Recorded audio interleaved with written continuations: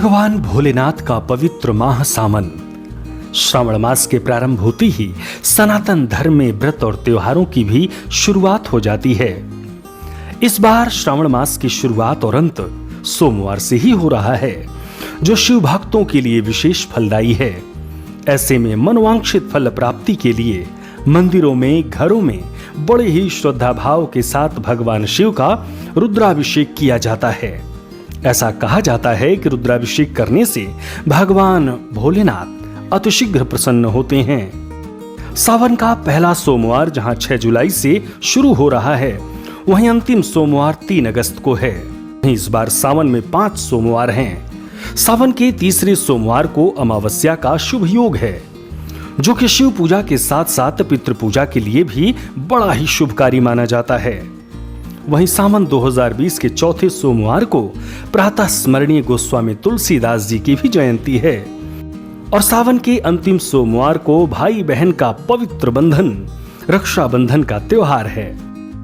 सावन के महीने में भगवान शिव की आराधना का विशेष महत्व है तथा इस माह के प्रथम सोमवार से ही सोमवारी व्रत प्रारंभ हो जाते हैं, जिसके चलते स्त्री, पुरुष तथा विशेष तौर से कुंवारी युवतियां भगवान शिव जी को प्रसन्न करने के लिए श्रावण मास में आने वाले सभी सोमवार के दिन व्रत रहती हैं। अब चलिए जानते हैं कि क्यों करते हैं शिवलिंग की पूजा। अज्ञानतावश कुछ लोग लिंग का अर्थ शिश्न या योनि के रूप में करते हैं, जबकि संस्कृत में 3 लिंग, पुरुष लिंग, स्त्रीलिंग और नपुंसक लिंग होते हैं। अर्थात लिंग शब्द का अर्थ प्रतीक के रूप में किया जाता है। लिंग पुरुष, स्त्री या नपुंसकता का प्रतीक है। ठीक इसी प्रकार से शिवलिंग में लिंग शब्द शिवत्व का प्रतीक है। इस बारे में न्याय दर्शन में भी कहा गया है, इच्छा द्वेष प्रयत्न सुख दुहु खज्ञानान्यात्मनो लिंगमिति। अर्थात जिसमें राग, वैर, पुरुषार्थ, सुख, दुख आदि जानने का गुण विद्यमान हो, वो जीवात्मा है।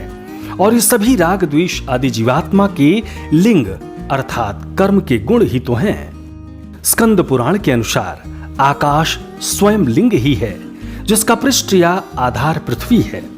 ब्रह्मांड का हर पदार्थ अनंत शून्य से उत्पन्न हो अंततः उसी में लय हो जाता है। इसी कारण इसे लिंग कहा जाता है और यही वजह है कि सदियों से शिवलिंग की पूजा अनवरत अविरल रूप से मनुष्य करता आ रहा है। यदि एक पंक्ति में कहा जाए तो शिव ही शिवलिंग हैं और शिवलिंग ही शिव हैं। ओम नमः शिवाय।